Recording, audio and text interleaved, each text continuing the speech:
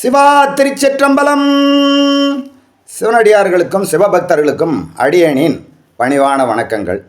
இந்த பதிவு தேவார பாடல்கள், தேவாரம், திருவாசகம் தெரியாதவர்களுக்காக இதை முயற்சி செய்வதற்காக அடியேன் பதிவிடுகிறேன். தேவாரத்தில் ஞானசம்பந்தர் பெருமான் சிறு வயதிலே ஞானம் பெற்றவர். முதல் பதிகம் தோடுடைய செவியன். அப்படி பாடிக்கொண்டு எல்லா தலங்களையும் வரும்பொழுது தந்தை உடன் போகிறார். சிறு பிள்ளை என்பதால் தோளில் சுமந்து கொண்டு செல்கிறார். போய் கொண்டு இருக்கும்போது திருவாவடுதுறை வந்து தலத்தை வந்து அடைகிறார்கள். திருவாவடுதுறை குடிகொண்டிருக்கும் மாசிலாமணி ஈசரை வணங்கி பதிகங்கள் பாடிக்கொண்டிருக்கிறார். தந்தைக்கு ஒரு எண்ணம் தோன்றுகிறது. உலக நன்மைக்காக வேள்வி செய்ய வேண்டும், நம்மிடத்தில் பொருள் இல்லை என்று ஞானசம்பந்தரிடம் கேட்கிறார்.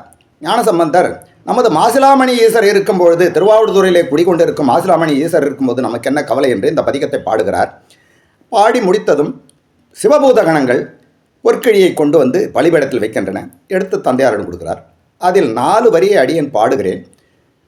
அதை முயற்சி செய்து அதுபடி அந்த மற்ற பதிகங்களை பாடி முயற்சி செய்யுங்கள்.